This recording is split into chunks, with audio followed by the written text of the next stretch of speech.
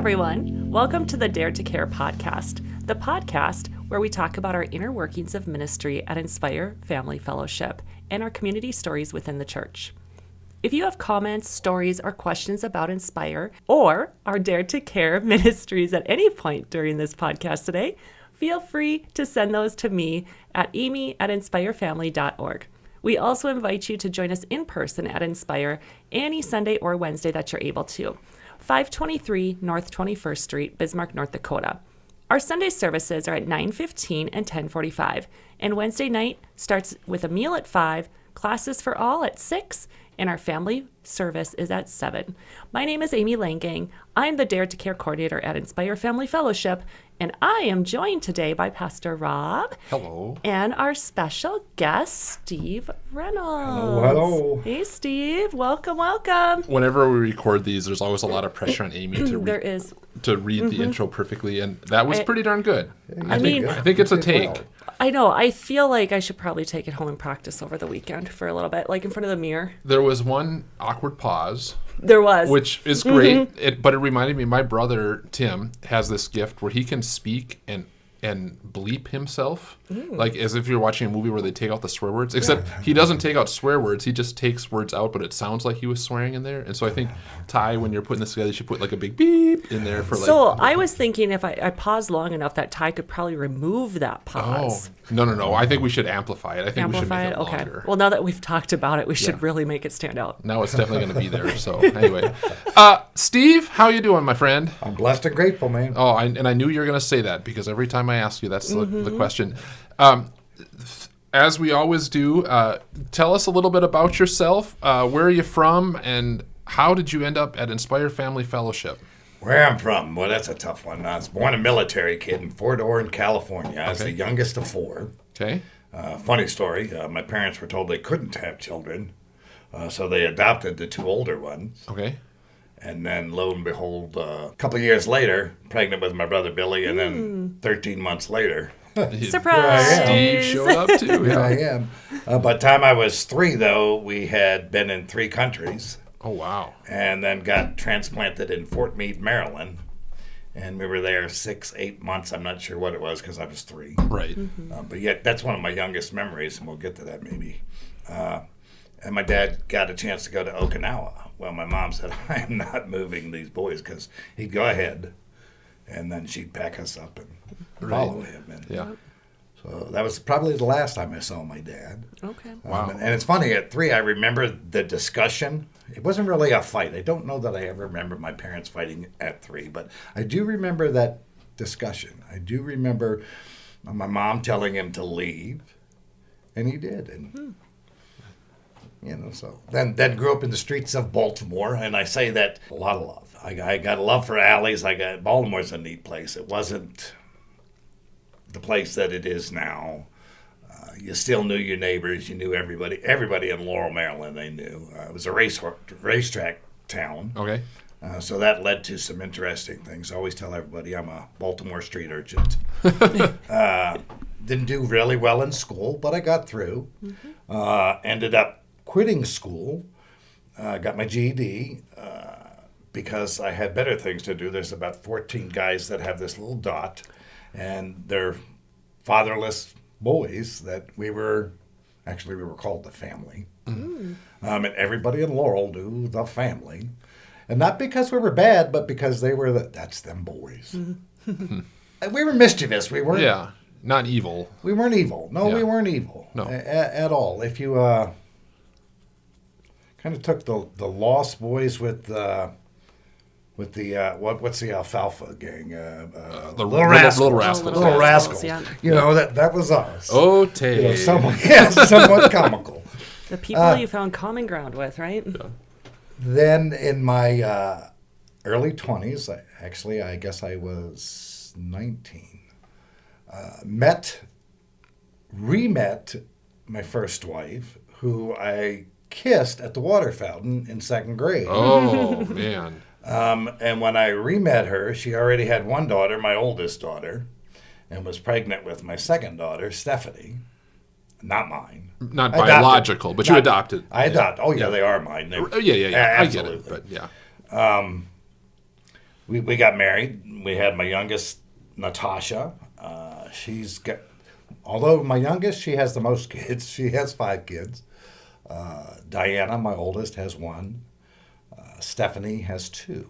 Anyway, they followed me out to South Dakota, where I've been in restaurants 3 years. Sure. Most of them on my own. I did work for Corporate Chili's for 6 years, and I did a 6-year stint at 2 different Bible camps where I learned that I really love to teach cooking. Oh, interesting. Which was interesting. So everybody in my family knows something about food and how to present it well. So That's amazing. How does a boy in Maryland just decide, like, you know what, I'm going to move to South Dakota and open a restaurant? Or did you get hired by someone to come out? You see, I'm much better on my own. I'm learning, though, to submit. I had a dream. And after the first wife divorced me, I moved to Minnesota for a short stint. Would go back, get the girls, bring them out. Finally got custody of them. I raised my daughters, which is kind of fun and challenging at the same time. Yeah. Really? Girls? Oh, yeah, extremely. Yeah. Extremely challenging. So that's Minnesota, in Rochester, Minnesota, because I had cousins there. Oh, okay. So that's actually where I met and established a relationship with my oldest cousin, Christine, whom we had a restaurant in Deadwood. Okay. 3 Cousins Pizza. Did very well. Raised the girls there. I actually took a 40 by 80 pole building and turned it into a 6-bedroom, 2-bath place because everybody was living with me and working at the restaurant. Sure. Then we decided we got a good offer, sold it, moved it to Deadwood. Deadwood was a challenge because of the gambling. Deadwood's got quite a history for being a unique town. I'm not going to put down a fun place to visit. But back in 19, God started telling me, you need to get out of the business. You need to start focus. I got 7 grandkids. Just had my first great-grandchild. Okay. I just spent the last 7 months helping with him. That was a great thing. It was hard to leave and come back up Oh, here. for sure. But it really felt God calling me to plant, serve, and grow here. So, anyway, I come up. I'm just going to pass through. Stephanie lives here. She says, Dad, come stay with me for the summer, and you can head on when you want. She says, but you got to come to this church and meet this pastor that I met last Christmas singing for. I said, well, what's his name? Ernie Hockett. I said, well, what church is it? She told me, and I looked it up. I'm like, all right, well, let's go. Well, I'm hooked. Yeah. This is the first church I've joined as an adult. Really? And I think I've joined with vim and vigor because... Well, yeah, I was going to say, again, you're unique in that you just jumped in with both feet. You know, it was like there was a week when there was this guy who showed up, and by the next week, everybody knew Steve. Yeah. Like, it was like you were serving food on Wednesdays, you're at the men's Bible study, you're talking Sitting by people, the door, greeting. hugging, and like everybody, and now it's like it's hard to imagine the place without you. Oh, man, that makes me feel good. I'm curious, if you don't mind, where was your faith before you got here? Like, did you have experiences growing up or as an adult? Or You know, I was raised Catholic, and Okay. It was very much you're seen and not heard. You listen, you answer. They're very strict. Yeah. So I always believed, Okay. but I was quite a rebellious little guy. I'm like, well, I'm not going to be that good little Catholic boy. Sure. And I had 3 older brothers to show me how not to be. So Had examples to follow. why not? So you grew up knowing the basic story of the Oh, faith sure. and Oh, everything absolutely. like that. And so, Absolutely. So then you live your life, the ups and downs, the wins and losses, all of that, and one day you walk into a place called Inspire Family Fellowship because you heard about this Ernie guy. What was it that grabbed a hold of you in that moment after a lifetime of not really being a big part of your life? Well, as I say, back in a few years back, God had been pulling me, so I tried different ones, different churches. Sure. Okay. And I really felt a pull to get in. And actually, I had started a Bible study at the hotel Okay. on Monday mornings, and you'd get 3 or 4 or 5, and every now and then you'd have a guest come and stay or whatever. Sure. And God just started working on my heart. And when you walked into this place, this sounds cheesy, but it was a love. I mean, immediately from walking in, and Larry was out the door. Didn't know him. Yeah. I'm bashful anyway, but hello, how you doing? And he reached out to grab my hand. Yeah. And then we sat under the cross because I'd let my daughter. I didn't know the church where you want to sit, because she's going to sit the furthest. I don't do that. I look for people I can sit and chat with. Yeah. Anyway, and Pastor Randy, I don't know what the sermon was about, but he talked about growth outside of the church, not necessarily the church building. Yeah. I thought, do you hear him? Yeah. And then worship, I mean, I can't say nothing about the worship. It spills out of the guys, Yeah. Your dad, actually, and I know you get tired of hearing how great your dad is. I don't actually get tired I'm of teasing. that. But your dad was actually the first contact I had because that worship just took me away, and I walked up afterwards, and he's my age, I mean, up in there, and I just felt really comfortable going, man, I could feel the Spirit coming out of you guys. Yeah. And I just kept coming, and I just kept coming, and here I am, man. Here you are. That's amazing. And looking into seminary. Right. Well, I was going to say, to see. so what our listeners don't know is that this January you are jumping into this new experience, which is I'm a couple of years ahead of you in the process. You're starting seminary classes. Yeah, pretty exciting. Yeah, talk about that. Like, how did you decide to make that leap? Because I think a lot of people have moments in their life where they go, man, am I supposed to be doing this? Is this a call, or am I just crazy or bored, or what? But you're actually doing it. Like, you're signed up. It was a whole succession of things. I can think back to some males in my life, and that's really where my heart is for biblical manlyhood. Yeah. Growing up without a dad, I searched for it everywhere. But then I think of some of the people in my life. George Howie, the principal that told me after 3 times in 7th grade that I was an idiot, and so I had to show him. So I went back with my GD and said, now, who's an idiot? Joe Riggles, who I was involved in that Amway for a little bit with him. But he's a great guy, super guy. What I would call a believing Roman Catholic, okay? I mean, he was, and he used to tell me, you're a leader, you're a leader, you're a leader. But I could lead in a restaurant. I couldn't lead anywhere else. Yeah. That's what I kept telling myself. Right. And just going through the Word and going into it, and then talking with you, with Randy, with Ernie. Yeah. Delving more, and I just felt that pull. If I'm going to go out, I'd always wanted this neck tattoo. Yeah. Didn't necessarily want it to be religious. I got them all over, and I covered them when I was a kid, when I was professional. Okay, I had to. But God said, put it out there. And you'd be surprised how many people now comment. They want to know all about the 2 crosses, the lion in the middle, and the words down here, which is God Most High. I had a doozy of a habit. You're going to ask with what? Oh, pretty much everything. Pick one. Yeah, just pick one. Yeah. And I have no habit no more. I went to no treatment or anything. I think I submitted. And I lost my closest brother, Billy, who was just 13 months younger than me, to alcoholism and drugs. What enabled me to walk away and say no? And him to dive in and I don't know. Yeah. Except God. And he had a plan in it. Right. And so I think a lot of males think their manliness is in their consumption.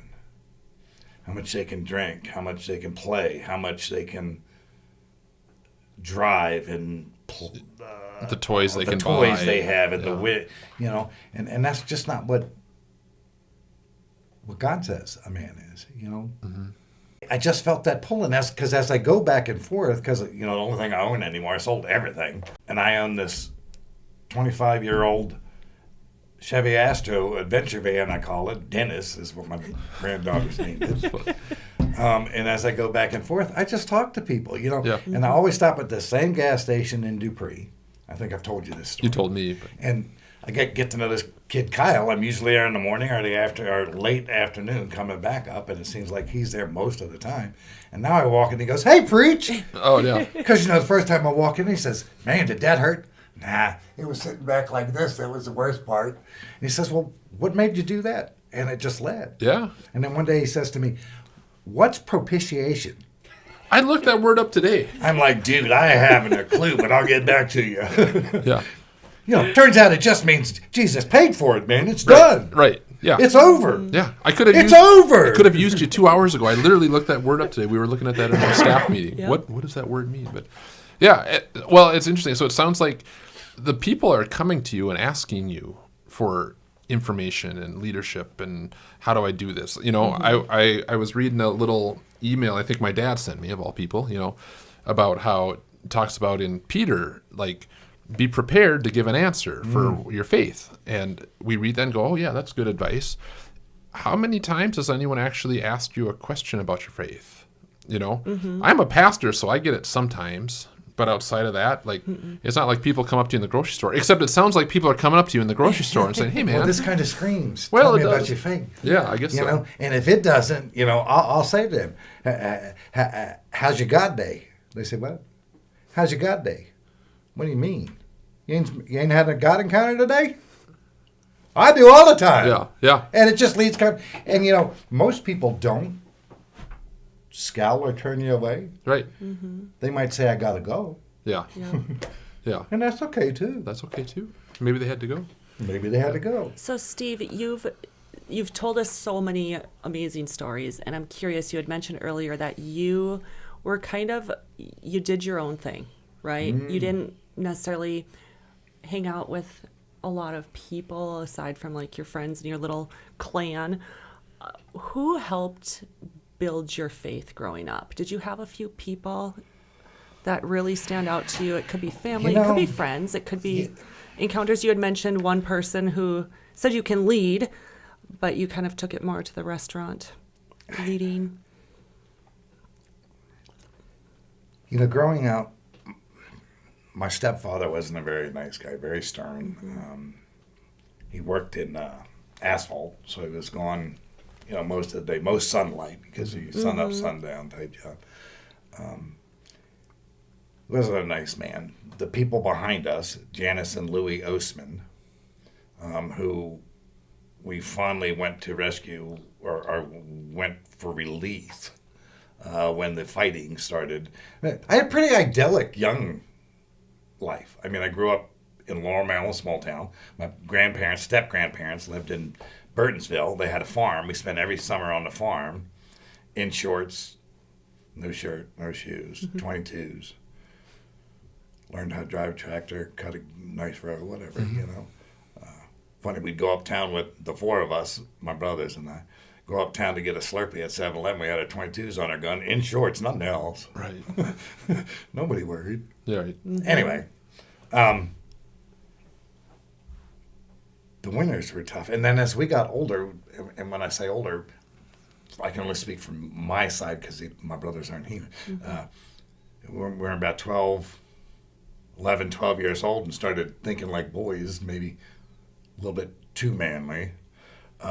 Things went ugly, and Aunt Janice and Uncle Louis, Janice and Louis Osman, became our source, and they were extremely faithful. I have no idea whether they were, what denomination they were, but they went faithfully to church. So they were huge.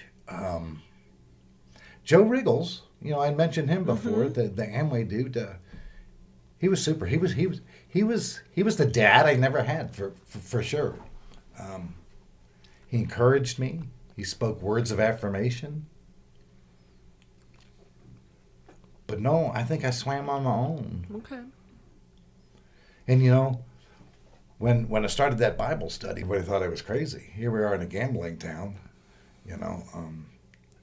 and there at that time the lobby had gambling machines in it. Doesn't anymore. which is really cool. I feel like I affected that partner, that he took all the gambling machines out because he just didn't want to mess with it anymore.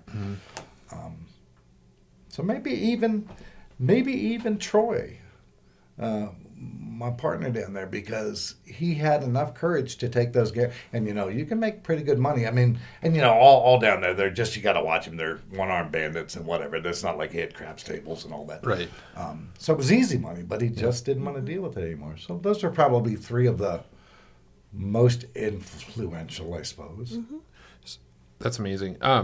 We're wrapping up. We're getting close to the end here, but we've heard about your past. We heard about the plans for seminary and stuff like that. I'm just curious, where do you feel like maybe God is leading you? I know you and I have talked a lot about men's ministry and stuff like that, but people are gonna recognize your voice and recognize you. And if someone wanted to talk about something, what are you interested in talking about with people?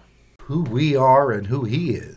Yeah. Because I think we get too involved in what everyone else says we are and what everyone else has told you are. Right. Love yeah. is patient. Love is kind. I mean, Yeah. seriously. Yeah. Seriously. And when you realize that, and I've been married, divorced 3 times. I mean, there's so much of my story that I shouldn't even be here today. When you think of some of that stuff, But God's got a purpose for everybody. Yeah. And if you need help finding your purpose, hey, here I am. Right. I don't know, but I know somebody does. Yeah. Well, I think about, there are men in this church or in the community that are trying to figure out who they are and what they should be doing. And you're a straight shooter. It's not like you're going to pretend or something like that. I think that's valuable to people. And so anyway, it's very exciting to see where you've come from in how long have you been here? A year? Been about Little over a year. Little over a year? Little over Okay. a year, yeah. Probably about 15 months now. Okay, yeah. And the adventures you've been on It's been fun. And the adventures that are yet to come. Let's put it that way. With strength does come with submission. I think that's the one thing, man. Guys, if you're out there, strength does come with just surrender to God, man. Yeah. Because He's got it. Yeah. Yeah, that's awesome. So it'll be fun to see, and we're going to close up here with prayer. I'd like to pray for you and the ministry that God's calling you to, and pray for your family and all of it. And I know, at the end here we talk about if you have questions about this podcast, email Amy, and that's all good. But I think all of our listeners, if they haven't gotten this message yet, you're very comfortable with someone just walking up to and say, "Hey, man." Absolutely. So absolutely. I don't have an email address Just for go to the Steve, source. but And just find him. And sometimes maybe you might not be walking up to me. I might be walking up to you and saying, Yeah. "Hey, what's up?" Yeah, well, that's it. Yeah, and if you don't come find him, he's going to come find you. So, not a lot of people run around with neck tattoos around That's this for building. sure. Although a couple here and there have been We got showing a up. couple. Hey, he wears his name tag too. Oh yeah, he when wears he's his here. name tags. He's Yeah, got so his- look for Steve. his But name tag. let's go ahead. I'm going to say a prayer, and then Amy's going to get us out of here. But we sure appreciate Steve you spending time with us today Appreciate and you guys sharing your having story. Dear God, we thank you for this day and for all your blessings and the gifts you've given us. And Lord, I just want to lift up to you my brother Steve. I thank you so much for bringing him here, and I thank you for all the good work you have done in his life. And Lord, I especially pray for the good work you're going to do through him in the future. I pray for his studies, I pray for his ministry, and especially I pray for the people that he's going to encounter and the message that he's going to share with them. And we just pray that in all of it, it draws people to you, Lord, that our mission is to introduce people to their Creator and to help them know that they are loved and forgiven and have your mercy and grace and forgiveness. Because wherever there's grace and forgiveness, there's also life, and that's what you have for us. Lord, I pray for our listeners. I pray that you keep them safe, healthy, and happy. That you watch over them and guide them and be with them and their families and all that they're doing. In Jesus' holy name we pray. Amen. Amen. All right. Well, thanks again, Steve, for hanging out with us today. And to all of you out there listening or watching, don't forget to stop by and see us. We are at 523 North 21st Street, Bismarck, North Dakota. Sunday services, 9:15, 10:45. Wednesdays, we start at 5 with class, 6. I'm sorry, I lied. 5 o'clock meal, 6 o'clock class, and 7 o'clock service. So hope to see you all soon. Toodles.